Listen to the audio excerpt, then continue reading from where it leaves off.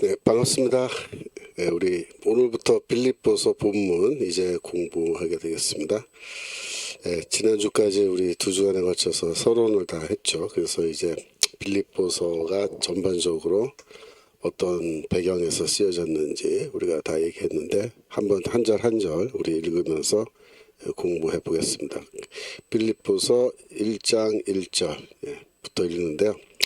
여러분들이 공부하실 때 도움되시라고 제가 강의 노트를 우리 청교도 신학원 홈페이지에 올려놨어요. PDF 파일로 있을 거예요. 그러니까 여러분들이 지금 아직 다운 안 받으신 분들은 홈페이지 가셔서 다운 받으면은 제 강의 노트를 원래 아래 한글로 만든 거지만 PDF로 여러분이 다 보실 수가 있겠습니다.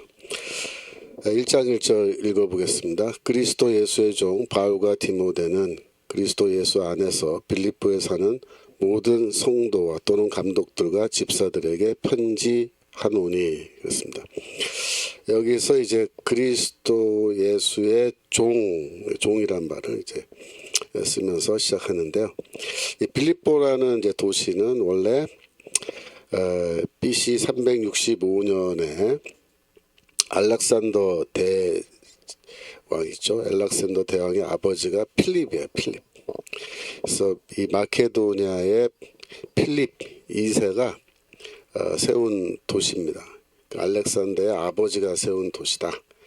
BC 365년에 이제 처음 세운 도시입니다.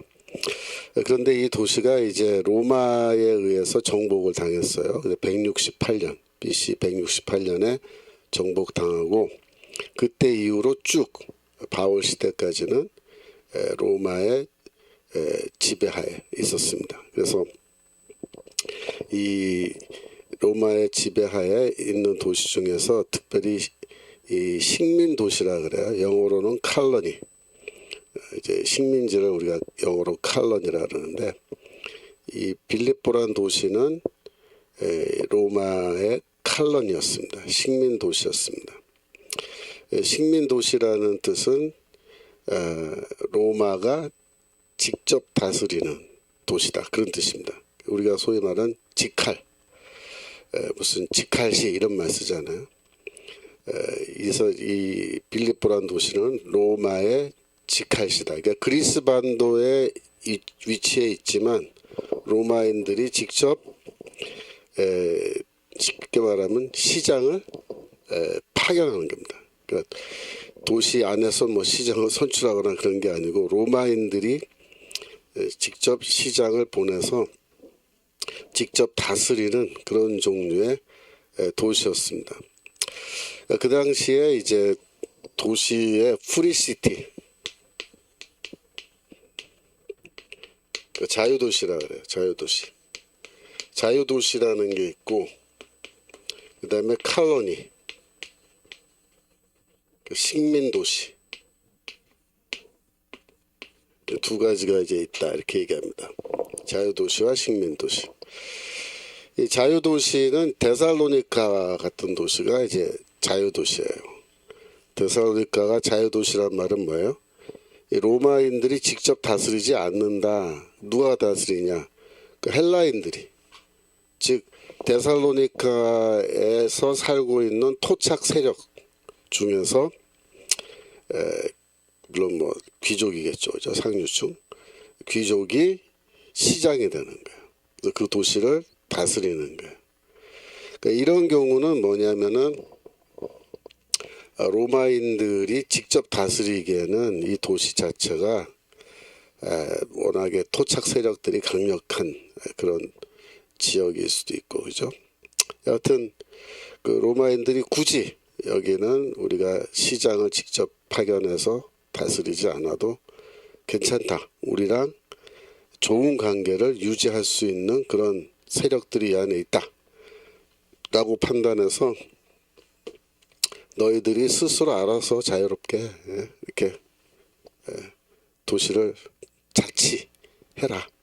그러니까 자치를 허용해 준 도시가 자유도시야. 그러나 칼로니는 식민도시는 이건 아니다. 이건 아니다. 우리 이 도시는 우리가 직접 다스리는 게 필요하다라고 해서 직접 다스리는 그런 도시입니다. 그러면 왜 빌립보는 자유도시가 아니고 식민도시였느냐? 그 이유를 생각해 보면은 이 도시가 갖고 있는 전략적인 위치의 그 중요성 때문에 그래요. 요즘에 뭐 지정학적 위치다 그런 말 많이 하잖아요. 대한민국이 지정학적으로 굉장히 중요한 위치에 있다 그런 말들 많이 하는데 이 빌립보라는 도시가 지정학적으로 굉장히 중요한 위치에 있는 거예요. 우리 지난주에 봤던 파워포인트 지도 잠깐 볼 수 있을까요? 예. 그래서 지도 잠깐 보시면 예, 한번 보여주세요. 여기 보시면은 이제 터키 반도가 있고, 그죠? 터키 반도가 있고, 그 다음에 건너편에 왼쪽에 그리스 반도가 있는데, 빌립보는 이제 터키에서 그리스로 넘어가면은 곧바로 있는 도시인데, 이 도시가 지정학적으로 로마인들에게는 상당히 중요했다. 그런 뜻입니다. 왜냐하면은 이 지역이 유럽의 관문이고, 그죠? 그리고 이 터키랑 마주보고 있는 그런 지역이기 때문에 이 지역을 군사적으로 중요하게 생각한 겁니다. 이 빌립보라는 도시는 특별히 어떤 특징이 있냐면은 로마 군대에서 평생을 복무하고 제대를 한 그런 군인들이 있습니다.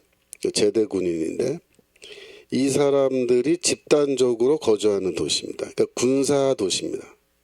여러분들 생각해 보세요. 로마 군대에서 평생을 복무했다라는 건 무슨 뜻이에요? 평생 직업 군인으로 살았다는 뜻입니다. 직업 군인으로. 그러니까 전쟁터를 누비면서 죽지 않고 평생을 칼을 들고 싸우면서 인생을 사는 그런 직업 군인들입니다. 우리말로 하면은 뭐 거의 공수부대 특전사의 그 뭐 뭐랄까 하사관 중에서 뭐 제일 경험 많은 그런 사람들이겠죠. 이런 사람들이 제대를 하면은 빌립보에 집단적으로 거주하게끔 그렇게 배려해 줬습니다. 그래서 로마 군대는 보통 로마인들도 그 안에서 근무를 했지만 로마인이 아닌 비로마인들도 로마 군대에서 평생을 복무하면서 직업군인으로 산 사람들이 있어요. 근데 그런 사람들은 제대할 때 로마 시민권을 줬습니다. 그게 큰 혜택이야. 너희는 평생 로마를 위해서 싸웠으니까 제대할 때 너희는 로마 시민으로 인정한다. 그래가지고 로마 시민권을 주고 그 다음에 이제 제대할 때 우리도 이제 뭐 은퇴 뭐라 그러나 은퇴할 때 그 연금 같은 걸 주잖아요, 그죠? 그 돈을 주잖아요. 근데 로마 군대도 마찬가지. 로마 군대도 제대할 때 이렇게 땅을 주는 수가 있어요. 땅. 그러니까 빌립보라는 지역 지난번에 도시를 우리 한번 봤잖아요. 산을 언덕을 끼고 있는데 성벽이 있고 성벽 밖에는 뭐가 있습니까? 들판이 있죠. 거기에 농사 지을 수 있는 땅. 그러니까 이제 제대할 때 땅을 주고 가서 네가 농사를 짓든지 뭐 사람을 사서 농사 짓든지 그 네 마음인데 하여튼 땅을 주고 그 다음에 빌립보 도시에 가서 살아라. 로마 시민권도 주고. 그래서 거기 왜 제대한 군인들을 집단적으로 계속해서 거주하게 했을까요? 그거를 일종의 군사 도시로 키운 겁니다. 그러니까 이제 로마 군대가 물론 뭐 지역마다 이렇게 배치가 돼서 특별한 경우에는 이제 로마 군대가 방어하는 그런 것도 가능하지만 아예 제대한 군인들을 전략적으로 특정 도시에 집중해서 배치함으로써 유사시에는 그 제대한 군인들이 얼마든지 또 칼을 잡고 싸울 수 있어요. 도시를 지키기 위해서. 그렇겠죠? 그리고 또 그런 도시는 제대한 군인들이 로마 시민권자로 이렇게 많이 살고 있으면 어떻게 했어요? 친로마적인, 그죠? 아주 로마와 관계가 좋은 그런 도시가 되는 거죠. 그래서 이 빌립보에서 이렇게 제대 군인들이 집단적으로 살고 있었다는 것은 역사적인 우리가 사실이고, 빌립보서에 보면은 그래서 이 군사 용어들이 자주 나옵니다. 군사 용어 한번 보겠습니다. 1장 빌립보서 1장 2절 27절 1장 27절 보시면 여기에 이제 군대 느낌이 나는 그런 표현이 나와요. 오직 너희는 그리스도의 복음에 합당하게 생활하라. 이는 내가 너희를 가보나 떠나 있으나, 그 다음 말이요, 너희가 일심으로 서서 한뜻으로 복음의 신앙을 위하여 협력하는 것과, 28절, 아무 일에든지 대적하는 자를 인하여 두려워하지 아니하는 이 일을 듣고자 함이라. 27절 다시 한번 보여주시면 보세요. 일심으로 서서라는 말이 한마음으로 서서 한 뜻으로 협력한다라는 것이 뭐냐면 로마 군인들이 전쟁하는 방식을 말하는 거예요. 여러분들이 영화나 이런 걸 보시면은 로마 군대가 이제 전쟁하는 걸 아마도 보셨을 거예요. 로마 군대는 어떻게 싸웁니까? 뭐 돌격 앞으로 그러면 막 와 하고 뛰어가면서 막 칼을 들고 창 들고 뛰어가서 막 싸워요? 그렇게 안 싸워요. 로마 군대는 야만인 부족들이 이렇게 싸우는 거고, 로마 군대는 어떻게 했습니까? 어떻게 싸워요? 한 줄로 쫙 섭니다. 뒤에 줄 맞춰서. 그러니까 횡과 오라 그러죠. 열을 맞춘 다음에 그 앞에 방패를 딱 그래요. 방패는 사각형 방패죠. 그래서 방패는 목에서부터 무릎까지를 커버하는 그런 사이즈의 방패입니다. 방패를 앞줄이 쫙 붙이죠. 그래서 걸어가요. 뛰어가지 않아요. 걸어서 전진, 열을 맞춰서 전진해서 싸우는데, 상대방이 막 뛰어와서 이제 전투가 시작되면 탁 이제 방패로 막죠. 근데 방패와 방패 사이에 틈이 없어요. 그래서 저쪽 편이 와서 뭘 이렇게 찌르려고 그래도 찌를 틈이 없어서 이렇게 있는데, 붙어 있는데, 그 다음 어떻게 해요?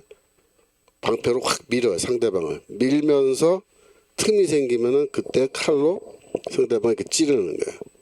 그 다음에 또 밀면서 찌르고, 이런 식으로 싸웁니다. 그러니까 로마인들은 어떻게 싸우냐면 한 마음으로 서서 싸워요. 한 줄로 쫙 서서. 그 다음에 협력해요. 협력한다는 말은 뭐냐면, 만약에 앞줄에 있는 사람이 한 사람 싸우다가 뭐 창에 맞아서 쓰러져 죽잖아요. 그럼 어떻게 하냐면 뒤에 있는 사람이 바로 앞줄에 탁 들어가서 빈자리 딱 메꿉니다. 그래야 이 대가, 이 열이, 방패의 줄이 구멍이 나지 않기 때문에. 그래서 앞줄이 그렇게 하고 또 옆에 뒤에도 전부 다 그렇게 방어를 합니다. 옆으로 쳐들어오면은 옆에서도 맞고, 뒤로 돌아서 또 공격하면 뒤에서도 맞고, 이런 식으로 로마 군대는 한 줄로 서서 싸우는데, 중요한 게 뭐냐면 아무리 적의 숫자가 많아도 절대로 공포심에 사로잡혀서 도망가면 안 돼요. 로마 군인들은 그걸 훈련받는 거예요. 그래서 28절 다시 보내주세요. 아무 일에든지 대적하는 자를 인하여 두려워하지 아니하는 이 일을 듣고자 한다. 즉 로마 군대는 한 개의 부대가 이제 전쟁터에 나가서 싸우는데, 자기보다 숫자가 3배, 4배, 5배 많은 그런 적과 맞서 싸워도 절대 도망가지 않아요. 도망가면 끝장이에요. 다 죽어요. 그래서 오히려 적의 숫자가 많을수록 더 단결합니다. 딱 단결해서 줄을 딱 맞춰가지고 막 뛰어다니지 않아요. 걸어가면서 상대방이 있으면 방패로 밀어가면서 밀고 찌르고. 그래서 이걸 제초기라 그래요. 제초기가 지나가면 어떻게 돼요? 풀이 쫙 누워있죠. 로마 군대가 이렇게 쭉 쓸고 지나가면요, 거기 사람들 시체가 쫙 누워있는 거예요. 예. 그래서 이 사람들이 그걸 매번 해봤기 때문에 알아요. 우리는 절대 무너지지 않는다. 우리가 무너지지 않고 한 마음으로 서서 한 뜻으로 두려워하지 않고 싸우면 반드시 우리는 승리한다. 다 쓸어버릴 수 있다. 이런 군인들, 그죠? 군인들이 여기 지금 빌립보라고 하는 식민 도시에 쫙 모여 있는 거예요. 그러니까 바울이 왜 이런 말을 하겠어요? 예? 이게 바로 빌립보 도시에 제대한 군인들이 많이 살고 있었고, 바울이 거기 가서 전도를 하다 보니까 바울 교회에도 제대한 로마 교회 군인들이 또 들어왔겠죠. 빌립보라는 도시에도, 그죠? 그러니까 빌립보 도시에는 군사 문화라 그러죠. 군사 문화가 이렇게 익숙한 도시입니다. 그러니까 바울이 이런 군사 용어를 비유를 들어서 복음을 설명하거나 교회 생활을 설명할 때 쉽게 이해하는 거예요. 아, 맞아. 우리가 한 마음으로 싸워야 돼. 한 뜻으로 서서, 그죠? 줄을 맞춰서 이렇게 도망가는 사람 없이. 공포심에 사로잡히면 다 망하는 거예요. 우리는 절대로 적을 앞에 딱 두고 맞섰을 때 절대로 두려워하면 안 돼. 그래서 로마 군인들은 이런 체력 훈련도 아주 많이 하지만 로마 군대 특징은 뭐냐면 정신훈련, 협동심. 그래서 절대로 혼자 싸우지 않아요.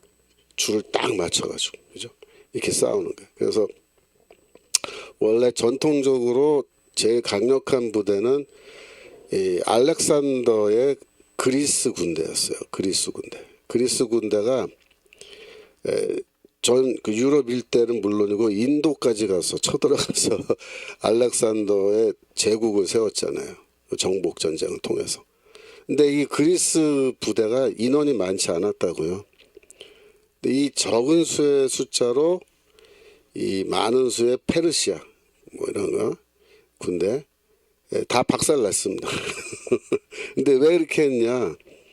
그리스 군대가 조직적으로 싸우기 때문에 그래요. 근데 특별히 그리스 군대 특징은 뭐냐면 방패는 사각형이 아니고 동그란 방패예요.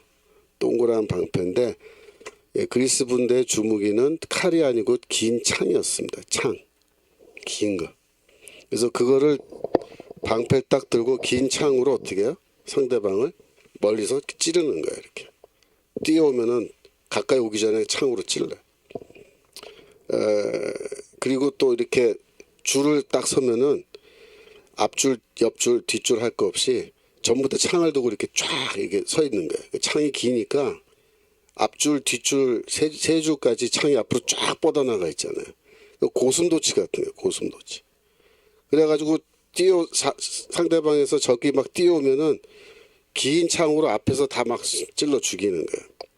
그래서 그렇게 싸워서 이 그리스 부대가 알렉산더 헬라 부대가 전 세계를 정복했는데 이 센 그리스 부대가 로마 군대한테 졌어요. 로마 군대한테. 어떻게 졌겠어요? 그러니까 창이 길어도 문제가 뭐냐면 창이 길어도 창이 지나가고 나면요. 그 다음엔 위협이 안 돼요. 가까이 붙어서 싸우면 긴 창이 별로 위협이 안 돼요. 그 다음에 로마 군대는 사각형으로 되어서 창으로 찔러려도 찌를 틈도 없어요. 그래갖고 애들이 걸어 들어가서 창 사이로 삐집고 들어가서 칼로 찌르니까 결국 로마 군대가 이긴 거라고요. 그러니까 그 당시에 최고의 이 군사 전략입니다. 로마 부대가 사용하는 전쟁 기술은. 그래서 그 얘기를 지금 이제 바울이 빌립보 1장에서 할 건데 제가 미리 말씀드린 거고. 그래서 빌립보란 도시 특징 아시겠죠? 그 다음에 1절에 보시면 그리스도 예수의 종이라 그랬습니다. 여러분 종이라는 건 여기서 노예란 뜻입니다. 노예. 근데 바울이 자기 자신을 이렇게 노예다, 종이다. 그렇게 이제 얘기를 해요. 그리스도의 종이라고. 근데 여러분들이 노예니까 그러면은 노예는 그 당시에 뭐 신분이 매우 낮은 하층 중에 하층이죠. 그러니까 자기를 이렇게 낮춘 거니까 바울은 뭐 아무런 권한도 없고 권위도 없고 그런 거냐 그렇게 생각할 수 있어요. 근데 그렇지 않아요. 절대로. 누구의 노예냐 그게 중요해요. 누구의 노예냐. 우리가 그 빌립보서 4장 20이죠. 우리 서론 공부할 때 빌립보 성도들에게 인사하면서 모든 성도들이 너에게 문안하되 특별히 가이사 집 사람 중 몇이니라 이렇게 얘기했잖아요. 그래서 이게 아마 로마에서 썼을 것 같다 그러고, 로마에 지금 바울이 있고 로마 교회가 연결이 되어 있는데 거기에 누가 있다? 황제의 집 사람들 중 몇 명이 그 교회에 출석하고 있다. 이렇게 지금 돼 있는 거잖아요. 근데 예를 들어서 황제의 집 사람이라고 할 때 가이사 황제의 뭐 친척, 그죠? 가족일 수도 있고 친척일 수도 있고 혈연 관계로 엮여 있는 사람들이 있겠죠. 근데 그 중에 또 가능성이 뭐가 있냐면 황제의 집에 소속된 노예들도 가이사 집 사람입니다. 노예들도. 그럼 생각해 보세요. 내가 노예인데 내 주인이 황제예요. 그러면 내가 노예지만 어떻게 되겠어요? 신분이 절대로 낮지 않습니다. 예. 그 노예라 그래서 누구의 노예인지 모르고 가서 따기 때렸다가는요 잘못하면 죽어요. 황제의 노예예요. 황제의 노예. 그러면 황제의 노예면요 웬만한 일반인들은 다 그 앞에 고개 숙이고 절하고 막 잘 보여야 되고 막 그런 거예요. 그래서 그 시대 노예들 중에 그런 특별한 케이스들이 있어요. 그래서 노예라고 해서 전부 다 뭐 짐승만도 못하고 뭐 그렇게 생각하시면 안 돼요. 그 시대 문화가 그렇지 않습니다. 물론 그런 노예들도 있죠. 짐승만도 못한 그런 대우받으면서 살아가다 죽은 노예들도 있죠. 하지만은 이제 경우에 따라서 누구의 노예냐 이게 중요한데 여기서 그리스도 예수의 종 이렇게 그리스도 예수의 노예 바울과 디모데 이렇게 말하죠. 이때 느낌은 뭐예요? 나는 결코 내 신분이 내 지위가 낮지 않다 그러죠. 그렇지 않다 그런 뜻입니다. 예, 지금 채팅창에 많은 분들 들어오셨네요. 예, 출석하셨고, 예. 레아티비니 빌립보 친로마 부자 도시겠네요. 맞습니다. 예. 이수님 우리는 이겼습니다. 예, 아멘. 그 다음에 전정희 성도님 두려워 말라 놀라지 말라. 예, 맞습니다. 또 평생감사님 할렐루야 교수님 감사 존경요. 예, 감사합니다. 예. 여러분들이 지금 들어오셔서 같이 이렇게 말씀을 공부할 수 있게 돼서 참 기쁘게 생각합니다.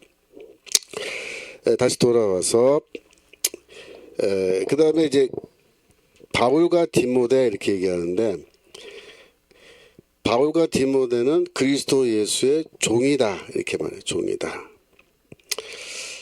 근데 여기서 이제 바울이 보통 다른 그 동역자를 이렇게 부를 때 우리는 누구누구의 종이다 이런 식으로 말한 적이 없어요. 그냥 동역자 부를 때는 뭐 나의 형제 누구누구 이렇게 부르고 말지 우리는 둘 다 뭐 그리스도의 종이다. 그러니까 그리스도의 종이다. 디모데와 바울이 그리스도의 종이다. 그러면 동급이잖아요. 동급. 근데 사실 바울의 동역자는요 두 가지 종류가 있단 말이에요. 바울의 동역자를 우리가 어떻게 구분하냐면 시니어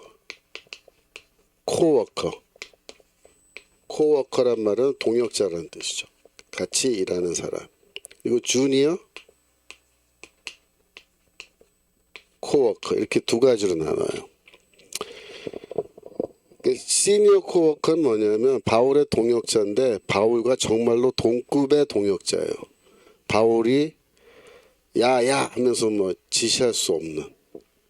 예를 들어서 실루아노 신라와 바울의 관계 또 바나바와 바울의 관계는 어떨까요? 이건 동급이에요 정말로. 그래서 그런 사람들은 신라나 바나바는 시니어 코워커다. 바울의 시니어 코워커다. 근데 디모데는 뭐냐? 주니어 코워커예요. 주니어 코워커는 뭐냐면 바울이 야야 할 수 있는 그런 사람.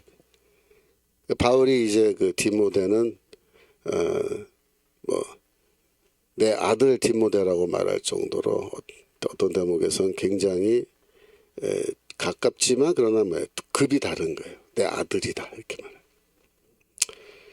그래서 원래 디모데는 이렇게 바울과 동급이 아닌데 지금 바울이 여기서 마치 디모데와 자신이 동급인 것처럼 이렇게 얘기하는 거예요. 이거 왜 그럴까요? 디모데를 높여주는 거예요. 그러니까 바울이 원래 위에 있지만 자기가 디모데랑 동급이 됐다는 뜻은 뭐예요? 위에 있지만 원래는 밑으로 내려온 거잖아요. 근데 이 모습이 뭐랑 똑같으냐면 빌립보 찬양시에 보시면 빌립보 찬양시 2장 5절 원래 그리스도 예수가 뭐예요? 하나님의 본체다. 2장 5절 하나님의 본체다 이렇게 말을 하잖아요. 2장 5절 예. 너희 안에 이 마음을 품으라. 그리스도 예수의 마음이니 그는 근본 하나님의 본체시나 하나님과 동등됨을 취할 것으로 여기지 아니하시고 7절 오히려 자기를 비워 노예 종의 형체를 가져 사람들과 같이 되었고. 그래서 보세요. 잠깐 다시 올라가 보세요. 6절 원래 그리스도가 하나님의 본체다라는 것은 하나님과 거의 동급이란 하나님과 동급. 그런데 자기를 비워 종의 형체를 가져 사람과 같이 되었다. 인간으로 태어나셨다는 거죠. 성육신인데 이거 자체가 뭐예요? 자기의 등급을 낮춘 거예요. 그래서 사람과 동급이 됐다. 이런 마음을 품으라는 거예요. 이런 마음을. 바울의 말은. 그래서 자기가 먼저 이 서론에서 앞에 인사말에서 자기를 어떻게 해요? 낮추는 거예요. 누구의 등급으로? 디모데의 등급으로. 그러니까 예수가 하나님과 동급인데 자기의 위치를 낮춰서 종의 모습으로 사람으로 태어나신 것. 그걸 지금 모범으로 말하면서 야 유오디아와 순두개야 너희가 이런 마음 품어야 돼. 교회는 이런 마음을 품어야 돼. 라고 말을 할 때 자기가 먼저 모범을 보인 거예요. 여기서. 그렇죠. 디모데와 내가 동급이다. 저기 낮춘 겁니다. 그 다음에 중요한 건 뭐냐면 감독들과 집사들에게 편지하노니라는 말입니다. 이게 굉장히 충격적인 얘기예요. 1장 1절 다시 한번 보여주시면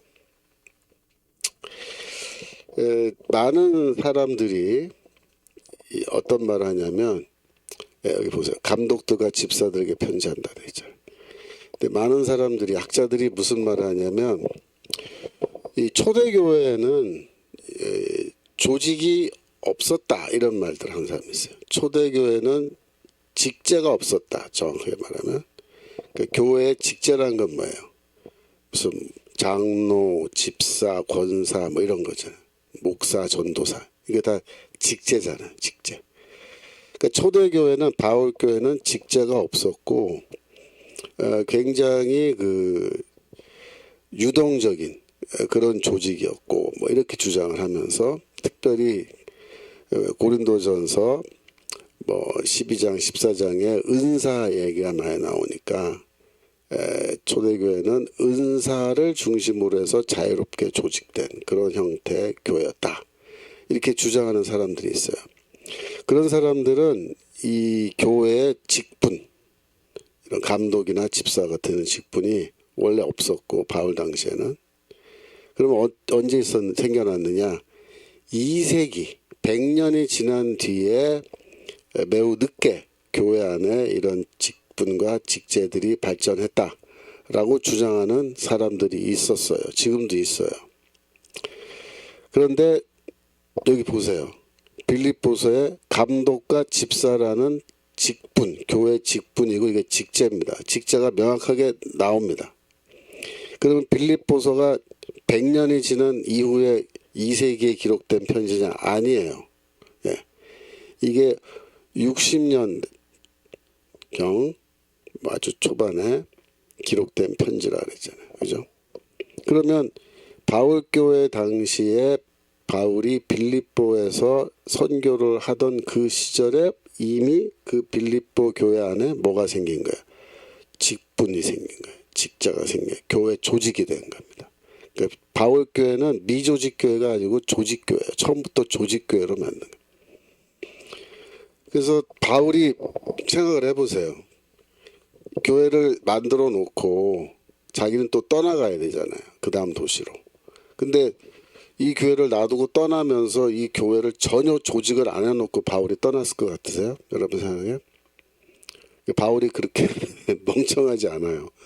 바울이 굉장히 이 똑똑한 사람입니다. 성경도 물론 잘 알고 이 지능이 높아요. 바울이.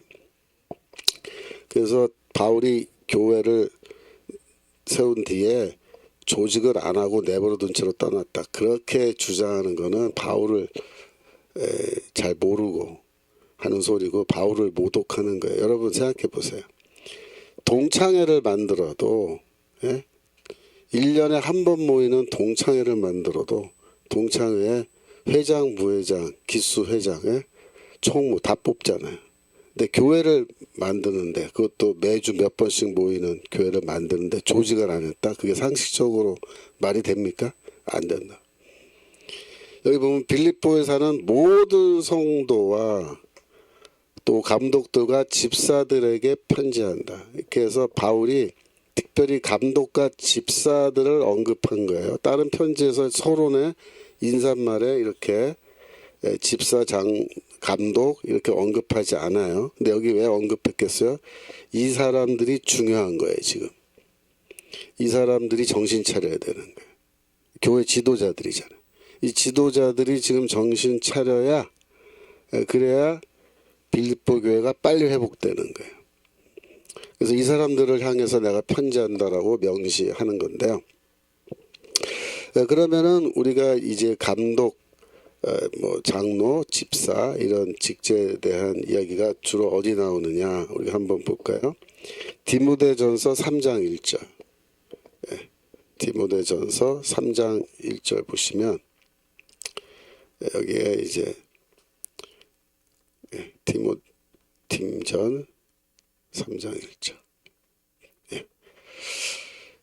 보시면 미쁘다 이 말이여 사람이 감독의 직분을 얻으려 하면 그래서 감독이라는 말 나왔죠. 감독. 그러니까 우리는 이제 장로교회는 감독이 없어요. 감리교회 감독이 있죠. 그러니까 지금 이 감독이라는 것은 초대교회의 직분인데 이게 지금 뭐 초대교회가 그럼 감리교회냐 그렇게 오해하시면 안 돼요. 여기 장로도 있고 감독도 있으니까 장로교회도 아니고 감리교회도 아니에요. 초대교회는. 근데 그 시대에는 둘 다 있는 거예요. 그래서 감독의 직분 이런 게 있는 거죠. 이 디모데전서를 과거에는 이제 뭐 2세기에 썼다 이렇게 주장한 사람들이 아까 그런 주장들을 한 거예요. 근데 이제 디모데전서도 읽어보면 이거 바울이 쓴 게 맞고 1세기에 쓴 겁니다. 그래서 뭐 감독은 책망할 것이 없으며 이렇게 쭉 나오죠. 그죠? 8절로 가주세요. 이와 같이 집사들도 단정하고 일구이연을 하지 아니하고 그래서 여기 집사라는 말이 나오죠. 그러니까 디모데전서의 감독과 집사, 그죠? 이런 말이 딱 나온 거예요. 그 시대에 바울이 이미 어떤 자격 요건입니다. 집사하고 싶으면 이런 자격 요건이 필요하고, 그죠? 여기 보면 뭐 술에 임박히지 아니하고 더러운 일을 탐하지 아니하고 뭐 등등등등, 그죠? 또 감독이 되고 싶으면 어떠한 자격 요건이 필요하다. 이런 거를 상세하게 말할 정도로 교회들마다 다 이렇게 이 집사, 감독 이런 걸 다 세운 겁니다. 특별히 디모데가 이제 대신 바울을 대신해서 그 해당 교회에 직분자들을 세워야 되는 상황이기 때문에 여기 이렇게 설명한 거예요. 또 디도서 1장 5절, 그러니까 디모데 전서와 디도서에 이 직제가 나와요. 뒷 1장 5절. 네. 보시면 1장 5절. 내가 너를 글에 대해 떨어뜨려둔 이유는 부족한 일을 바로잡고 나의 명한대로 각성의 장로들을 세우게 하렵니다. 이때 장로 나왔죠. 장로. 그래서 장로의 그 자격 요건이 쭉 나오고, 그 다음에 1장 7절로 들어가시면 감독은 하나님의 청지기로서 책망할 것이 없고 이렇게 되어 있습니다. 그래서 여기 지금 감독이라는 직분이 있고 장로라는 직분이 이 디도서에 같이 나왔어요. 그러니까 장로는 곧 감독이다, 이렇게 설명하면 안 되는 거예요. 자, 보세요. 초대교회에 감독이 있고 장로가 있고 집사가 있는 겁니다. 그런데 디도서에서 5절에 장로가 나오고 7절에 감독이 나오니까 감독과 장로는 서로 다른 거예요. 같은 게 아닌 거예요. 그러니까 이제 어떤 분들은 감독이 곧 장로다, 장로가 곧 감독이다, 이렇게 말하는데, 그러면 이게 바울이 두 번이나 디도서에서 이렇게 구분해서 이야기할 필요가 없는 거죠. 칠판 전체 나오게 해주세요. 그 칠판 전체 보이게 해주세요. 그래서 이거는 이제 왜 이렇게 된 건지 설명이 좀 필요한데, 학자들이 지금 여기에 대해서 뭐 여러 가지 해결책을 제시하기 위해서 많은 가설을 주장하고 뭐 이렇게 설명을 했는데, 워낙에 지금 이 디모데전서나 디도서에 있는 이런 자료를 가지고서는 우리가 정확하게 감독은 뭐고 장로는 뭐다라고 확정적으로 말하기는 어려워요. 그런데 여러 가지 설 중에 그래도 제일 괜찮은 설득력 있는 설이 뭐냐면 이런 거예요. 자, 여기에 어떤 도시가 있어요. 도시가 있어요. 이 도시 안에 교회가 있어요. 여기 교회가 1개, 2개, 3개 있는 거예요. 이게 다 가정교회죠. 가정교회. 그죠? 가정교회인데 이 가정교회 안에 장로도 있고 집사도 있고, 그죠? 여기에도 장로가 있고 집사도 있겠죠. 여기도 마찬가지로, 그죠? 그래서 장로는 뭐예요? 개교회의 최고 지도자예요. 최고 지도자. 요거는 이제 회당 제도하고 유사한 거예요. 회당에도 장로가 있고 회당장이 따로 있었거든요. 근데 이제 이 장로들은 소위 말해서 원로인가, 원로, 나이가 많은, 그런 의미에서 원래 장로라는 말이 나이가 많다는 뜻입니다. 그래서 이 장로들이 이렇게 있는데, 그러면 이 도시 전체의 교회를 또 생각해야 될 거 아니에요. 개개 가정교회는 물론 그 안에 지도자가 있는 거지만, 예를 들어서 이게 이제 빌립보라는 도시면은 빌립보 안에 여러 개 도시가 있는데 여러 개 도시를 전체를 감독하는 사람이 또 필요하겠죠. 그러면 그 감독을 어떻게 세우냐면 이렇게 세우는 거예요. A, B, C라고 하는 세 교회의 장로들 중에서 한 사람을 감독으로 세우는 겁니다. 그러면 이 A 교회의 요 장로가 뭐예요? 감독이 되는 거예요. 감독이. 이 사람이 감독을 겸임하는 겁니다. 이 사람은 뭐예요? 이 A라는 교회에서는 장로지만, 그죠?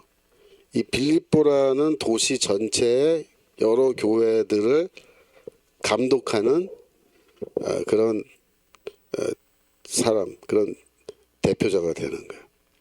그래서 이 개교회에 문제가 생기면 이 감독이 이 개교의 문제에 대해서 야, 이렇게 해라 저렇게 해라라고 해결책을 또 제시하는 방식으로, 그죠? 이렇게 시스템이 되어 있을 거다라고 설명하는 게 제가 보기에는 제일 그럴듯한, 그죠? 합리적인 개연성 있는 설명법이에요.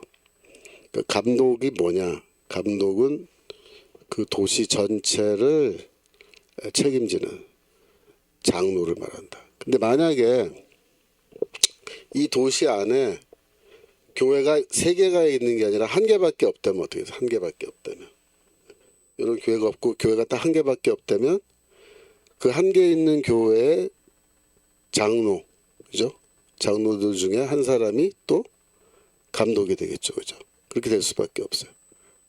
그렇게 생각하시면 돼요.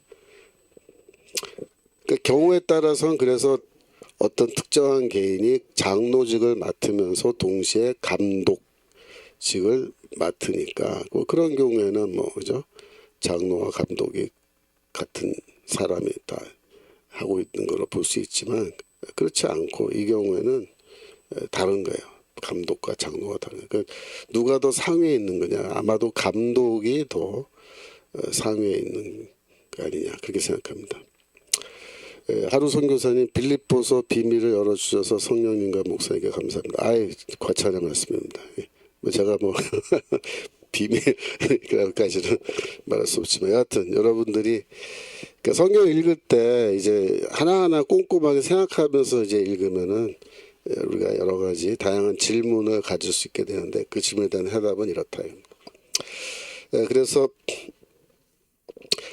이 중에서 이제 감독이라는 건 뭔지 아시겠죠? 감독은 그 교회의 그 위에서 교회를 이렇게 감독하는, 개교회를 넘어서서 여러 교회를 감독하는 그런 사람을 가리키는 말이고, 그러면 이제 집사는 뭐냐?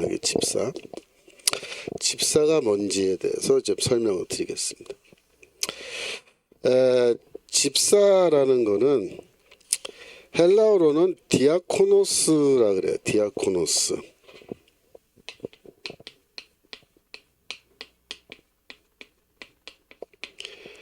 디아코노스라는 단어를 우리가 집사라고 번역을 한 겁니다. 디아코노스의 개념이 이제 중요해요. 디아코노스는 사전을 찾아서 우리가 디아코노스를 읽어보면은 사전에 뭐라고 되어 있냐면 A와 B라고 하는 2개의 지점 사이를 오고 가면서, A와 B라는 2개의 지점 사이를 오고 가면서 서비스를 제공하는 거를 디아코노스라고 부른다 이렇게 되어 있습니다. 특이하죠. A 지점과 B 지점을 왕복하면서 서비스를 제공하는 사람 혹은 어떤 물건입니다. 그게 디아코노스래요. 자, 그러면 여러분 공항버스 아시죠? 인천공항에서 여기 외곡역일까요? 여기 돌고지역일까요? 예를 들면은 인천공항에서 돌고지역 사이를 왕복하면서 승객을 나르는, 그죠? 그리고 공항버스는 뭐예요? A 지점과 B 지점을 왔다 갔다 하면서 서비스 제공하잖아요. 그러면 그 공항버스가 뭐예요? 디아코노스예요. 디아코노스. 네? 특이하죠. 네. 그런 개념이. 근데 이 개념이 어디에 이제 적용이 되는 거냐면 식사에 적용하면요. 식사에 적용하면은 부엌과 식당입니다. 부엌과 식당 사이를 왕복하면서 서비스를 제공해주는, 그러니까 음식을 나르는 거예요. 음식 나르는 노예를 뭐라 불렀냐면 헬라 문화에선 디아코노스라고 그렇게 불렀던 거예요. 여러분들이 현대의 가옥 구조는 아파트건 하우스건 단독주택이건 현대 가옥 구조는 부엌과 식당이 붙어 있습니다. 따로 떨어져 있지 않아요. 근데 고대 시대에는 부엌과 식당이 떨어져 있어요. 그것도 상당히 멀리 떨어져 있습니다. 우리가 이걸 어떻게 할 수 있냐면 폼페이와 같은 고대 도시, 그러니까 베스비우스 화산이 뻥 터져가지고 도시 전체가 한꺼번에 화산재로 파묻혀 버렸잖아요. 폼페이가. 그래서 1800년대 말인가요? 그때 이제 우연히 어떤 농부가 밭을 갈다가 뭐가 턱 걸려서 이제 파보니까 건물의 지붕 같은 게 나온 거예요. 그래서 이게 뭐지? 해갖고 이제 파기 시작했더니 뭐가 나왔어요? 폼페이란 도시 전체가 나온 거예요. 예. 그래서 이 폼페이를 발굴해서 그 집들을 딱 이제 발굴한 거예요. 그랬더니 고대 도시의 가옥 구조는 뭐 집마다 약간씩 차이가 있지만 가옥 구조가 어떻게 되어 있냐면은 이렇게 반을 나눠서 여기는 지붕으로 덮여 있고 여기는 가운데 이렇게 정원이 있어요. 정원이 있고 여기는 이제 지붕이 이렇게 기둥을 세워가지고 회랑이라 그래요. 여기에 이제 지붕이 덮여 있는 지역인데 여기에 이제 대문이 있고 들어오면은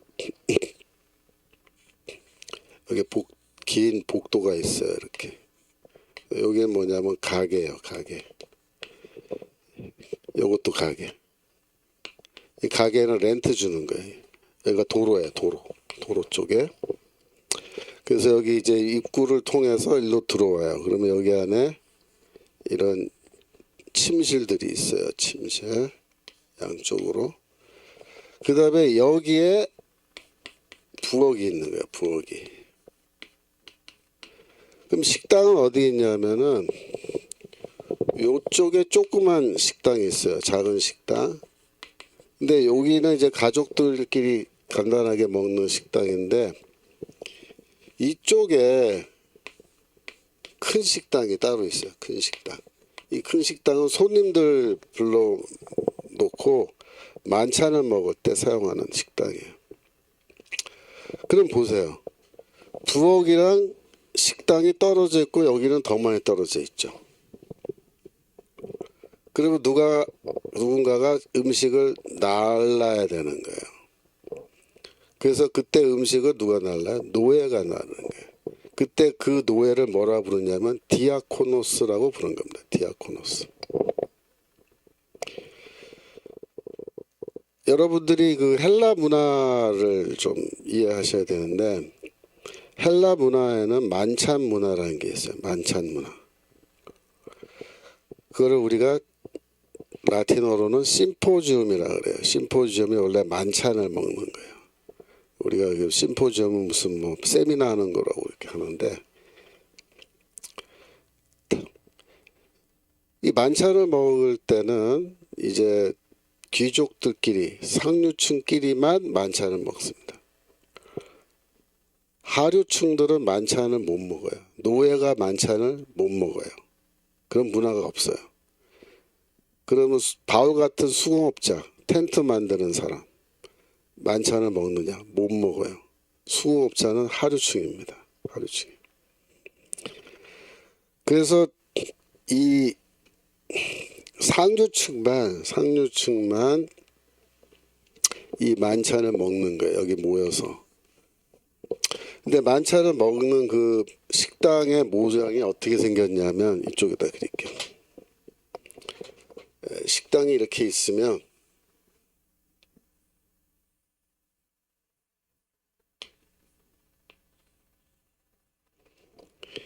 이렇게 생겼어요. 식당이. 여기가 입구예요. 여기에 동그란 테이블을 놓고 음식을 올려놓고 여기에 이제 사람들이 이렇게 엎드려서 밥을 먹는 겁니다. 이게 의자가 아니고 이렇게 엎드려요. 이런 식으로. 그래서 여기 머리가 있는 쪽은 좀 높고 다리가 있는 쪽은 좀 이렇게 낮아요. 그래서 이렇게 엎드리면은 평평하지가 않고 약간 경사가 졌기 때문에 상체가 위쪽으로 오고 하체가 낮은 쪽으로 가기 때문에 밥을 먹으면은 이게 잘 내려가요. 이게 소화가 잘 된다. 그래서 가운데 테이블을 놓고 팔을 이렇게 뻗어가지고 먹는 겁니다. 그게 그 당시 만찬 문화예요. 여기 이런 사이즈면은 보통 9명, 여기 3명 해서 9명이 둘러 앉은 게 아니고 둘러 엎드려서 이제 만찬을 먹는 거예요. 그러면 여기 음식은 누가 날라줘요? 그 집의 노예가 나르는 거예요. 노예가. 그 노예를 디아코노스라고 부른 거예요. 자, 그러면 생각해 보세요. 초대교회는 디아코노스라는 이 호칭을 누구에게 적용했냐면 노예에게 적용하지 않고 교회 지도자에게 적용한 겁니다. 교회 지도자에게. 그 말은 무슨 뜻이냐면 헬라인들의 로마인들의 만찬 문화에서는 노예가 밥을 나르게 돼 있지만 교회에서 주의 만찬을 먹을 때는 노예가 음식을 나르는 게 아니라 그 교회의 지도자들이 음식을 날랐던 겁니다. 성만찬 먹을 때. 그러면 그 지도자들은 누구겠어요? 자유인이고 노예가 아니고 자유인이고 그 다음에 교회 지도자라는 뜻은 대체로 무슨 뜻이냐면 그 해당 가정교회 집주인이에요. 집주인. 네, 가장. 그래서 이 집주인이 결국은 그 교회 지도자가 되는 거예요. 근데 그 사람이 음식을 나르는 겁니다. 헬라 문화에서는 집주인은 여기에 편안하게 엎드려서 앉아서 밥을 먹게 돼 있어요. 노예가 밥 나르고. 그런데 주의 만찬을 먹으면 이게 뒤집어지는 거예요. 그 집주인이 음식 나르고 그 집 노예는 성도라면 예수 믿는 성도라면 노예는 여기에 편안하게 앉아서 혹은 시절은 엎드려서 밥을 먹는 거예요. 그래서 그 집주인이 음식을 나르기 때문에 그 집주인을 뭐라 불렀냐면 디아코노스라고 부른 거예요. 디아코노스라고. 아시겠어요? 왜 집사라는 직분이 생겨났는지 A 지점과 B 지점을 왕복하면서 서비스를 제공한다 그랬잖아요. 근데 그 A 지점과 B 지점이 뭐냐? 저는 그게 부엌과 식당이다. 그렇게 봐야 된다. 제가 이 주장을 한 20년, 한 30년 전부터 했어요. 제가 박사학위 공부할 때부터. 근데 요새 조금 비슷한 소리하는 학자들이 생겨나기 시작하는데 과거에는 어떻게 설명했냐면 이 디아코노스는 하나님과 인간 사이에서 섬기는 역할을 하기 때문에 디아코노스라고 불렀을 것이다. 그렇게 학자들이 설명했어요. 근데 제가 보기에 그거 틀려요. 그렇지 않아요. 그런 개념이 아니고 이건 성만찬이라고 하는 컨텍스트에서 집사라는 호칭이 생겨난 겁니다. 디아코노스. 이거는 고대시대 가옥 구조가 부엌과 식당에 떨어져 있기 때문에 그렇게 될 수밖에 없어요. 제가 증거를 보여드릴게요. 증거는 여러분 노트, 지금 여러분 늦게 들어오신 분들 제 노트 다 다운 받으셨어요? 청교도 신학원 홈페이지에 들어가시면 제 빌립보서 노트가 거기다 있습니다. 여러분 다운 받을 수 있어요. PDF로 다 올라가 있습니다. 그 노트 2페이지에 보시면 마가복음 10장 43절 찾아주세요. 마가복음 10장 43절. 마가복음 예수께서 이런 말씀하셨습니다. 너희 중에 그렇지 아니하니 너희 중에 누구든지 크고자 하는 자는 너희를 섬기는 자가 되고, 여기 섬기는 자라고 돼 있잖아요. 그게 뭔지 알아요?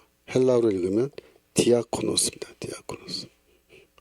너희 중에 누구든지 크고자 하는 자, 이거 지도자를 말하는 거예요. 지도자가 되고 싶으면 디아코노스가 돼야 된다. 그렇게 말해요. 44절 너희 중에 누구든지 으뜸이 되고자 하는 자는 모든 사람의 종이 되어야 되라. 노예가 되어야 된다. 그게 무슨 뜻이에요? 음식 날라야 된다. 노예가 하는 역할을 너희가 대신해야 된다. 그런 말입니다.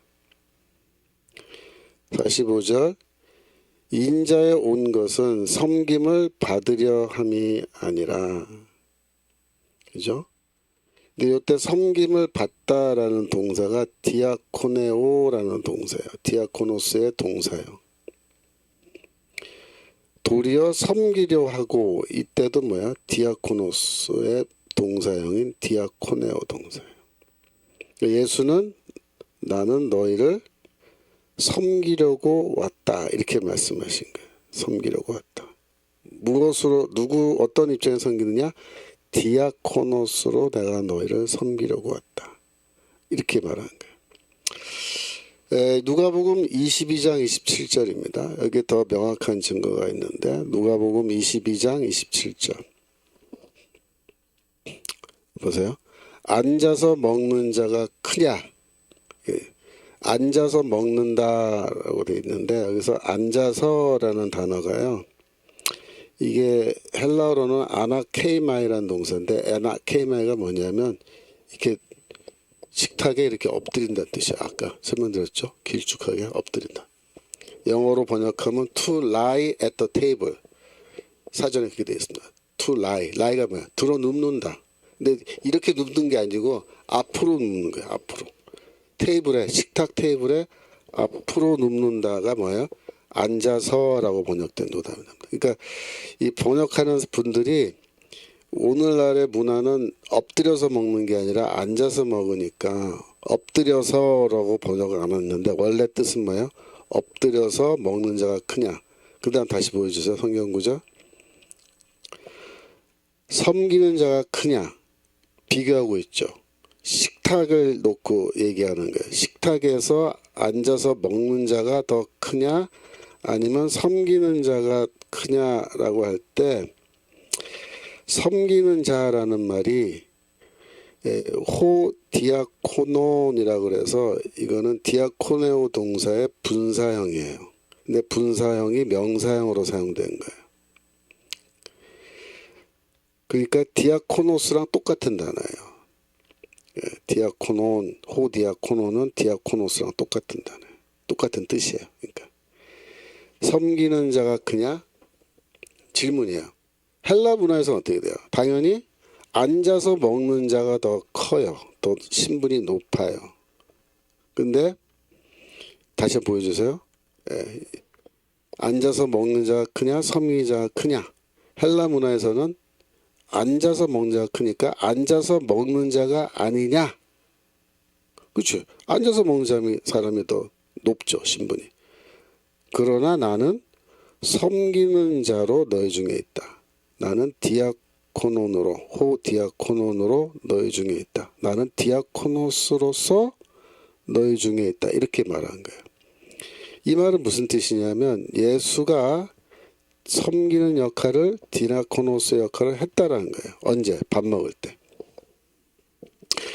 여러분들이 예수께서 식사를 하실 때 본인 입으로 이렇게 말씀하신 거예요. 나는 너희들 가운데서 섬기는 자다. 즉 음식 나르는 자로서 너희 중에 있다. 이렇게 말해요. 그 말은 뭐야? 너희들도 교회에서 음식 날라야 돼. 그 얘기입니다. 너희가 정말로 큰 자가 되고 싶어? 교회에서 지도자가 되고 싶어?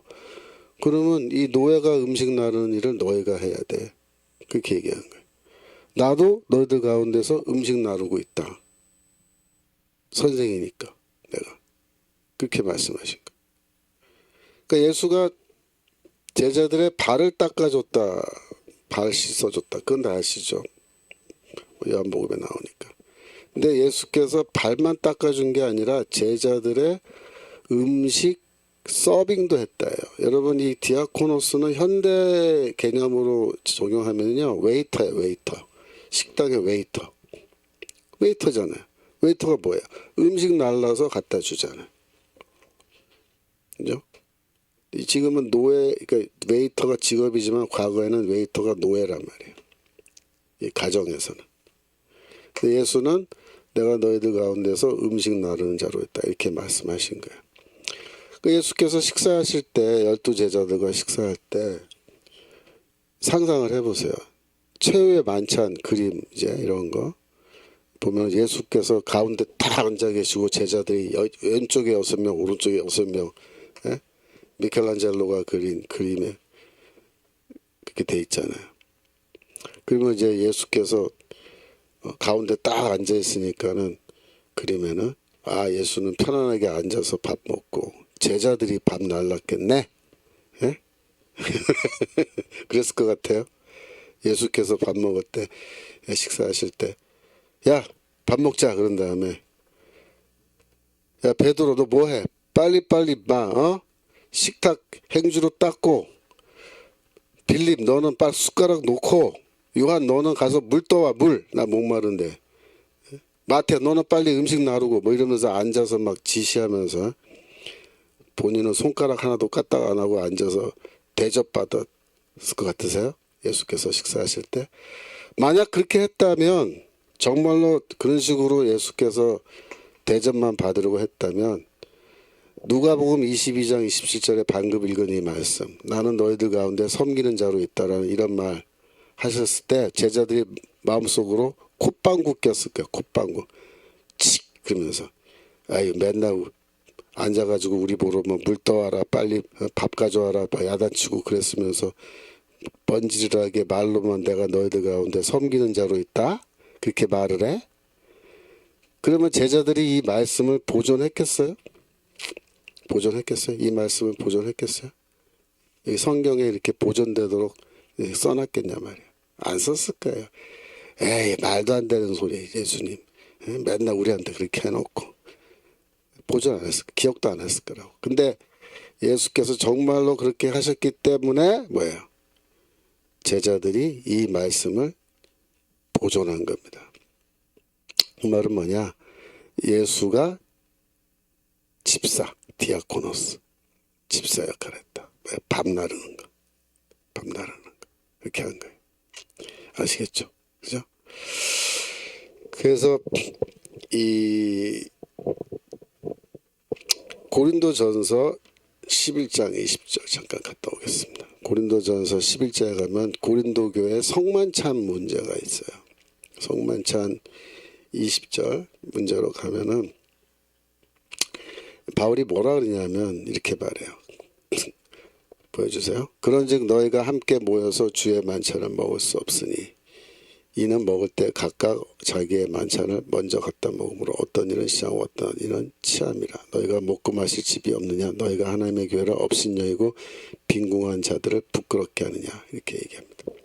이 대목에서 우리가 그동안 성만찬 고린도교회 성만찬 문제의 본질은 먼저 온 사람들이 밥을 다 먹어 치워서 늦게 온 사람들이 먹을 걸 남겨놓지 않았다 그렇게 이제 설명을 한 거죠. 근데 이거는 그 당시에 만찬 문화를 잘 모르는 그런 해석일 수가 있어요. 실제 문제의 본질은 뭐였겠어요? 이렇게 생각하셔야 돼요. 누가 먼저 왔겠어요? 누가? 먼저 온 사람들은 퇴근 시간이 없는 사람들이 먼저 온 겁니다. 늦게 온 사람들은 퇴근 시간이 있어서 퇴근을 하고 온 거예요. 그 당시에 퇴근 시간은 뭐냐? 해가 떨어지면 퇴근합니다. 해가 떠 있는 동안은 일을 해요. 왜냐하면 전기가 없어요. 그때는 기름을 태워서 불을 밝혀야 되는데 기름값이 더 들어요. 그래서 해 떨어지면 다 집에 가는 거예요. 그래서 일을 하는 사람들은 그래서 늦게 오는 거예요. 퇴근하고. 근데 퇴근 시간이 없는 사람들은 뭐예요? 상류층을 말하는 거예요. 상류층. 상류층들이 다 먹어치웠다. 그 얘기하는 거예요. 그래서 너희가 먹고 마실 집이 없느냐? 이 사람들이 집이 다 있다는 거예요. 하나님의 교회를 없이니고 빈궁한 자, 즉 가난한 자들을 부끄럽게 너희가 하느냐라고 할 때 이들은 가난하지 않다라는 뜻입니다. 그러면 생각해 보세요. 상류층이에요. 상류층들이 자기들끼리 모여서 따로 먼저 성만찬을 먹은 겁니다. 그 무슨 뜻일까요? 옛날에 헬라인들이 먹던 만찬 문화로 돌아간 거예요. 이 인간들이. 그러니까 주의 만찬을 먹는 방식과 원래 헬라인들이 만찬을 먹는 방식은 정반대예요. 바울은 주의 만찬 먹는 방법을 새로 가르친 겁니다. 이거는 새로운 만찬 문화예요. 교회 새로운 만찬 문화인데 바울이 고린도를 떠나서 지금 에베소에 가 있는 동안에 이 고린도 교회 상주층들이 이렇게 생각한 거예요. 야, 우리가 왜 저 노예들이랑 또 하층민들이랑 같이 밥 먹어야 되냐? 이건 좀 이상하지 않냐? 옛날 방식대로 우리끼리 상주층끼리 그냥 먹자. 주의 만찬 우리끼리 먹자. 이렇게 해서 지네들끼리 먼저 먹은 거예요. 그러면 이때 누가 밥 날랐겠어요? 그 집 노예 시켰을 거라. 그 집 노예를 시켜서 밥 나르고 지네들은 편안하게 저기 엎드려서 주의 만찬 먹는데 배가 터지게 먹은 거예요. 배가 터지게. 그리고 늦게 온 사람들 이제 왔을 때는 에이, 우리가 먹다 남은 거 먹어 너희 이렇게 한 거예요. 그 바울이 그 소식을 듣고 뭐랄까 열불 났겠죠. 열불. 내가 가르쳐준 대로 주의 만찬 먹지 않고 헬라식으로 먹고 그죠? 너희가 함께 모여서 주의 만찬을 먹을 수 없다. 이렇게 얘기하는데 그 뭐야? 너희가 함께 모여서 먹어야 그게 주의 만찬이지. 니네들끼리 모여서 먹는 건 그건 주의 만찬도 아니야 이것들아. 그 얘기하는 거야. 그 얘기하는 거야. 고린도 교회 성만찬 문제의 본질이 뭔지 아시겠죠? 디아코노스, 집주인이 음식 나가야 되는데 노예시켜서 다시 음식 먹는 그런 식의 만찬을 먹은 겁니다. 그래서 여러분들이 이 집사라고 하는 호칭 이걸 잘 이해하셔야 돼요. 왜 디아코노스냐 집사. 왜 초대교회는 교회 지도자를 디아코노스라는 호칭으로 불렀느냐. 이게 다 주의 만찬 때문에 이렇게 된 겁니다. 그래서 오늘날에도 성만찬을 교회에서 여러분들이 이제 받으실 때 누가 접시 들고 이거 날라요? 교회 지도자들이 나르는 거예요. 장로님들이 원래 나르게 돼 있고 그 다음에 이제 장로님도 숫자가 모자라면 뭐 이제 부목사님들이 나르죠. 그죠? 그다음 교회 지도자이기 때문에 이렇게 하는 건데 그 전통이 남아있는 거예요. 이게 다 웨이터, 웨이트리스 노릇하는 건데 이거 예수의 가르침 때문에 그렇습니다. 예수께서 본인이 음식을 나른 거예요. 제자들 앞에서 식사할 때 음식 날라주고 나는 너희들 가운데서 섬기는 자가 있다. 그러므로 너희가 이 다음에 교회를 만들고 교회에서 지도자 세울 때 지도자들은 뭐다? 장로건 집사건 이 지도자들은 다 뭐다? 노예가 하는 그 역할을 해야 된다. 이렇게 가르친 겁니다. 그래서 이 초대교회는요. 헬라인들의 관점에서 보면요. 굉장히 이상한 집단인 거예요. 굉장히 이상한 집단. 왜? 자기들의 문화, 어떤 사회 질서라는 게 있잖아요. 근데 그 사회 질서를 교회에서는 왜? 뒤집어 엎는다. 그렇게 생각하는 거예요. 뒤집어 엎는다. 여러분들이 그 사도행전에 보면은 교회를 고발할 때 사람들이 어떻게 고발하냐 하면은 사도행전 17장 6절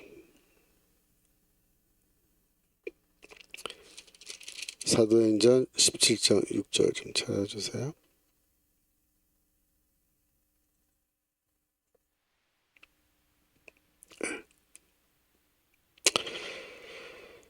발견치 못하면 그러니까 이제 바울을 잡으려고 가정교회 쳐들어갔는데 바울이 거기 없었어요. 왜? 그 시간에 바울이 아마 작업장 가서 천막 만들고 있었을 거라고요. 야손과 및 형제를 끌고 읍장들 앞에 가서 소리질러 가로되 천하를 어지럽게 하던 이 사람들이 여기도 이름에 야손이 들렸도다. 그 야손의 집에 가정교회가 있었던 것 같아요. 그래서 이 바울을 고발하면서 뭐라냐면 천하를 어지럽게 한다. 이 말은 뭐냐면은 이 세상을 영어 성경에서는 업사이드 다운 한다 이렇게 되어 있습니다. 업사이드 뒤집어 엎는다. 업사이드 다운 위아래를 뒤집어 정반대로 만들어 놓는 자들이 우리 도시에 이르렀다. 이렇게 고발을 해요. 네, 사도행전 16장 20절 여기서는 빌립보에서 바울을 고발할 때 뭐라 하냐면 상관들 앞에 데리고 가서 말하되 이 사람들이 유대인인데 우리 성 즉 빌립보를 심히 요란케 하여 로마 사람인 우리가 받지도 못하고 행치도 못할 풍속을 전한다 라고 말하면서 고발했습니다. 구체적인 증거가 뭐냐 이게 물었을 거예요. 그 재판관들이. 그랬을 때 뭐라고 대답했겠어요? 밥 먹을 때 노예는 앉아서 먹게 하고 집주인이 밥을 나르게 했습니다. 이렇게 말했을 거예요. 그건 뭐예요? 우리가 받아들일 수 없는 풍속이라는 거예요. 이 세상을 업사이드 다운 요란케 하는 짓을 했다 이거예요. 그렇게 고발했을 거라고요. 그러니까 이 고발이 근거 없는 고발이 아니에요. 여러분들이. 예전에 그 로버트 뱅크스라는 사람이 있어요. 로버트 뱅크스. 이 학자의 책이 한국말로 많이 번역되어 있어요. 로버트 뱅크스의 책이. 그래서 뱅크스라고 여러분이 찾으시면 이 사람의 책이 한국말로 많이 번역되어 있는데 이 사람이 무슨 책을 많이 썼냐면 초대교회에 대한 책을 많이 썼습니다. 이 사람이 원래 FF 브루스 교수의 제자인데 원래 신약학 전공했어요. 신약학. 그런데 이 사람이 교수로 활동할 때는 실천신학 교수로 활동했습니다. 이 양반이 플러신학교에 와서 한 5년 정도 제가 기억하기로 교수로 있었어요. 원래 이 사람은 호주 사람이에요. 호주에 있는 대학의 교수인데 이 사람이 그 시드니 대학인가 그럴까 이 계약으로 단기 계약으로 플러신학교에 와서 교수로 있은 적이 있는데 제가 그때 직원으로 일할 때 제가 3층 건물에 제가 3층에서 근무를 하는데 이분 사무실이 2층에 있었어요. 저희 사무실 바로 아래. 그래서 제가 오다 가다 뭐 복도에서도 만나면 인사하고 그랬는데 아주 호주 신사입니다. 맨날 이거 쪼타이라 그러죠. 나비 넥타이 딱 메고 학교 딱 출근해요. 근데 이 양반이 쓴 책 중에 어떤 책이 있냐면 초대교회를 묘사한 아주 얇은 책이에요. 얇은 책인데 제가 책 제목은 지금 기억이 안 나는데 제가 다음 주에 알아서 제가 소개해 드릴게요. 근데 그 책이 뭐냐면 소설이에요. 짤막한 소설 같은 건데 에세이인데 뭐냐면 헬라 시대 때 어떤 어린이라기보다는 젊은 나이가 어린 젊은 청년이 아마 여자일 거예요. 제 기억에 여자인데 교회 예배에 처음 참석하는 거예요. 그래서 그 여자의 입장에서 제가 본 거를 묘사하는 거예요. 근데 이 여자가 보는 모든 게 다 이상하고 신기한 거예요. 그 중에 특별히 뭐가 신기하냐면 밥을 먹는데 앞만 봐도 옷차림을 봐서는 노예가 아닌 어떤 사람이 밥을 나르고 있고 집주인이었겠죠. 디아코노스였겠죠. 그 다음에 분명히 봤을 때 저 노예인데 노예로 보이는 사람은 저기 앉아서 밥을 먹고 있는 거예요. 그걸 이제 묘사한 거예요. 물어요. 왜 옆에 사람한테 내가 물어봤다.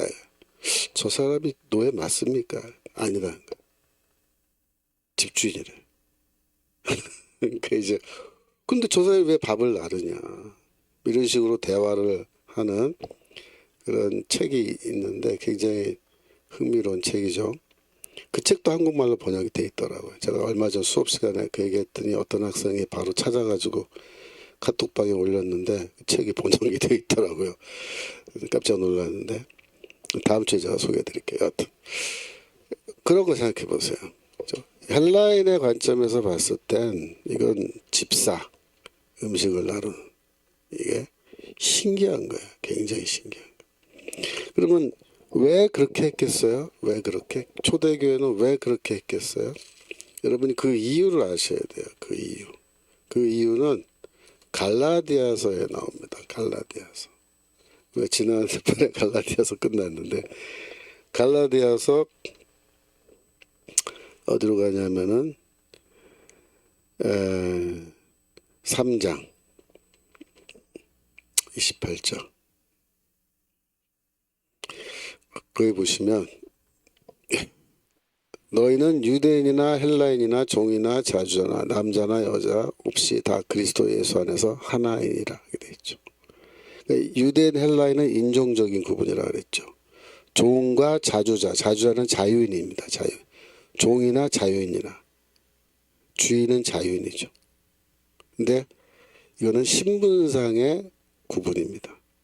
세 번째로 남자나 여자, 이거는 성별이죠. 그러니까 인종, 신분, 성별 이 세 가지를 얘기하면서 다 그리스도 예수 안에서는 하나다.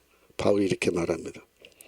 그 하나다라는 게 여기 지금 카톡 채팅방에 킴이라고 하는 선생님이 찾았어요. 1세기 교회 예배 이야기.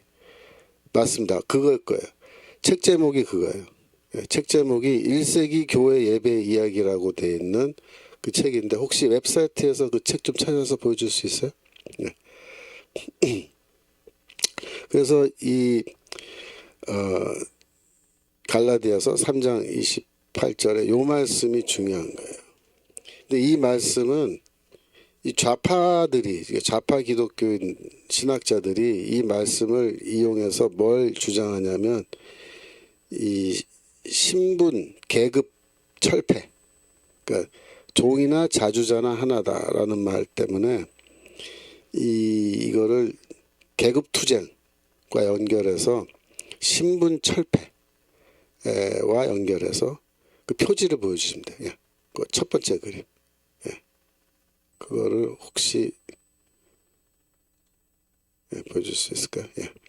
그래서 이 신분 철폐를 말하는 거다. 그래서 이거는 계급 투쟁을 말하는 거다. 이런 식으로 설명하는 미친 신학자들이 있어요. 미친 목회자도 있고 정신 나간 소리인데 그런 게 아니에요. 이거는 절대로. 이건 뭐냐면은 하나님 나라의 미래 현실을 우리에게 보여주는 겁니다. 그렇게 보셔야 돼요. 하나님 나라, 미래 하나님 나라에 도착했을 때 드디어 찾았네요. 1세기 교회 예배 이야기. 로버트 뱅크스 뱅스인데 하여튼 역사적 자료에 기초한 초대교회 모습 그래가지고 저희 그림도 원래 그 책에 그림이 포함되어 있거든요. 그래서 그림도 있고 원래 영어로 뱅크스가 쓴 책인데 얇아요. 그래서 혹시 뭐 여러분 관심 있으신 분은 한번 읽어볼 만합니다. 다시 돌아와서 그래서 중요한 건 뭐냐면 왜 초대교회는 집주인이 음식 나르고 종은 편안하게 앉아서 밥을 먹게 했느냐라는 건데 그 뭐냐면 미래의 하나님 나라에서 성도가 경험할 것 그거를 미리 앞당겨서 우리가 경험하게 해주려고 그렇게 한 겁니다. 그래서 초대교회는 남녀 간의 어떤 소위 말하는 성적인 차별, 구분 그런 게 상당 부분 없었어요. 상당 부분. 그래서 여성 아까 유오디아가 순두개가 되죠. 유오디아 순두개가 교회 지도자가 있잖아요. 그러니까 여성 지도자가 있는 거예요. 근데 그 시대에 헬라 문화에서는요. 여자가 어떤 모임의 지도자를 할 수 있느냐? 못합니다. 절대 못해요. 다 남자들이 하는 거예요. 그 헬라 문화가 그렇게 돼 있어요. 로마 문화가. 심지어 말이에요. 심지어 여성신, 신 중에 여자신 있죠. 여성신을 섬기는 그 모임, 에서도 지도자는 남자예요. 그 정도로 이게 그 시대는 남성 중심의 사회인데 교회는 그렇지 않아요. 교회는 여성 지도자들이 있는 겁니다. 여성 지도자들. 유오디아와 순두개 같은 사람들이 지도자 역할을 하는 거예요. 그러니까 남자도 없고 여자도 없고 이렇게 정말 이렇게 된 거예요. 네. 종도 없고 자유인도 없다. 그 말은 성만찬 먹을 때. 그죠? 그래서 교회는 뭐냐면 하나님의 나라를 미리 앞당겨서 조금 맛을 보게 해주는 것이에요. 조금 맛을 보게 해주는 것. 오늘날에는 우리가 성만찬을 먹으면서 성만찬을 받고 이렇게 하면서 그런 느낌을 많이 느낄 수 없죠. 왜냐하면 우리 시대는 노예제도가 폐지됐기 때문에 그래요. 노예제도가 폐지되고 지금은 다 민주주의 사회고 신분 철폐가 다 돼가지고 무슨 뭐 카스트 제도, 인도의 카스트 제도처럼 뭐 지금도 현재도 남아있는 그런 문화가 남아있는 문화권도 있습니다만 우리 한국 사회는 그런 게 없잖아요. 뭐 누구는 뭐 상놈이고 뭐 양반이고 그런 거 없잖아요. 그래서 우리가 이런 거를 체감할 수 없지만 1세기 교회를 놓고 우리가 이 성경을 읽어보면은 그게 분명하게 드러난다. 그 얘기입니다. 분명하게 드러난다. 그래서 이 집사, 감독과 집사라는 말 1장 1절에 그 말이 나오기 때문에 제가 이 특별히 집사라는 말이 왜 교회 지도자를 가리키는 말이 됐는지 디아코노스라는 말의 뜻 아까 말씀드렸죠. 예, A 지점과 B 지점을 왕복하면서 섬기는 거다. 특히 부엌과 식당. 오늘날에는 물론 이제 집사님들이 성만찬할 때 접시 들지 않고 장로님들이 들지만 그 의미는 똑같다. 이거. 교회 지도자가 최고 지도자들이 장로교에서는 장로잖아요. 최고 지도자 장로들이 음식 서빙을 한다. 노예 역할을 한다. 그래서 교회에서 장로님들이 이렇게 교회를 종이 돼서 노예가 돼서 섬기는 모습을 보여주는 것이 원래 그리스도의 가르침입니다. 그래서 이 장로교회에서 장로님들은 뭐 하는 거예요? 노예 역할을 하라고 세웠다. 이렇게 생각하셔야 돼요. 그러니까 우리 정광 목사님이 이 사랑제일교회 장로님 얘기하면은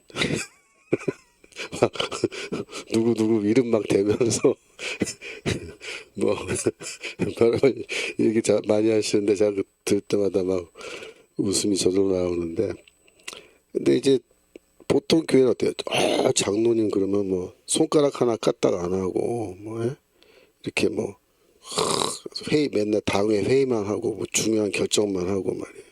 큰 소리만 치는 그런 분처럼 하는 교회가 많은데 정강 목사님 교회에서 장로님들은 뭐 완전히 뭐 속된 말로 뭐 시다발이 거의 교회 시다발이처럼 그렇게 취급하면서 말씀하신 거 제가 듣는데 근데 제가 성경적으로 말하면 그게 맞아요. 장로님들은 막 그렇게 그거는 비성경적인 디아코노스 노예입니다. 노예. 그래서 이 사실 장로님들 이런 분들이 다 어떻게 보면 또 뭐 사회에서 한 가닥씩 하시는 분들이 또 교회 와서 장로님 하는 경우가 많기 때문에 그분들은 이 교회 밖의 세상에서 다 대접받는 분들이 많잖아요. 근데 이제 교회 와서도 그런 분들이 또 대접받고 그렇게 하지 않는다는 거예요. 교회에서는 오히려 낮은 역할 하는 겁니다. 그 예를 들면은 교회에서 주일날 주차 관리 이런 거 하잖아요. 주차 관리.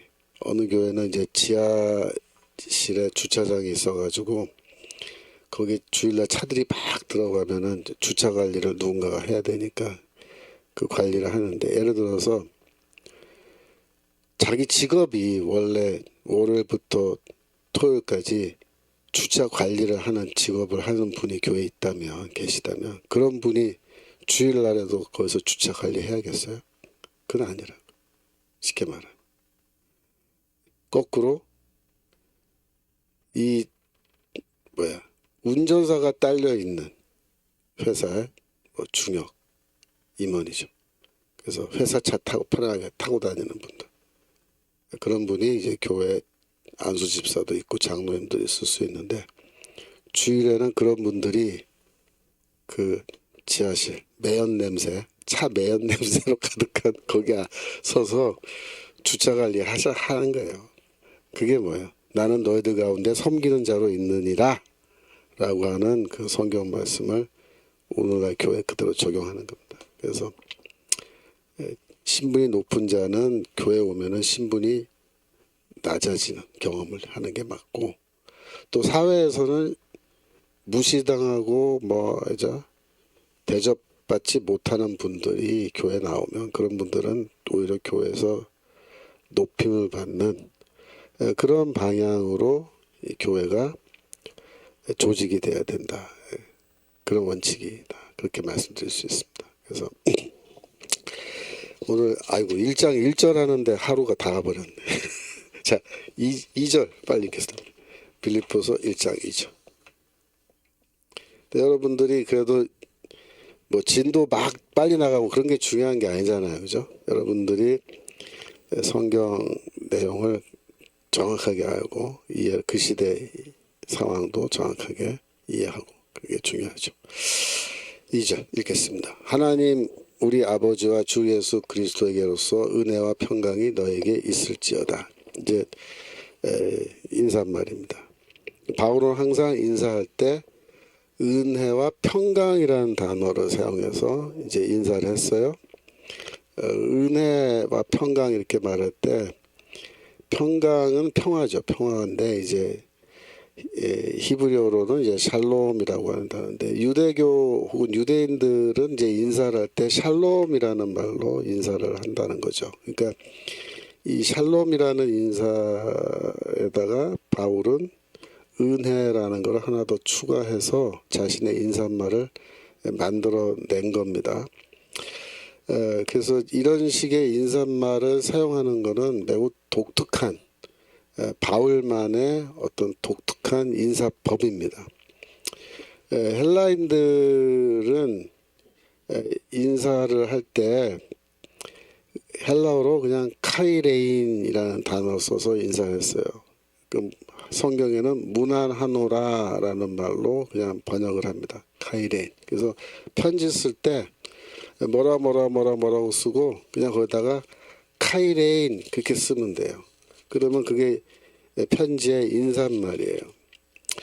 그래서 이 사도행전에 우리가 지금 남아있는 이 예로 사도행전 23장 26절, 사도행전 23장 26절 보시면, 글라우디오 루시아는 총독 벨릭스 각하에게 문안하나이다. 이게 이제 편지의 앞부분이거든요. 그래서 편지는 항상 발신자 이름이 나와요. 발신자는 글라우디오 루시아예요. 그 다음에 수신자 이름이 바로 뒤에 나와요. 수신자는 총독 벨릭스 각하에게, 그래서 누구누구가 누구누구에게 이렇게 시작합니다. 그 다음에 카이레인 그렇게 써요. 그 한국말로 여기에 무난하노라 라고 이렇게 번역해놨는데, 헬라어로 읽으면 그냥 카이레인이에요.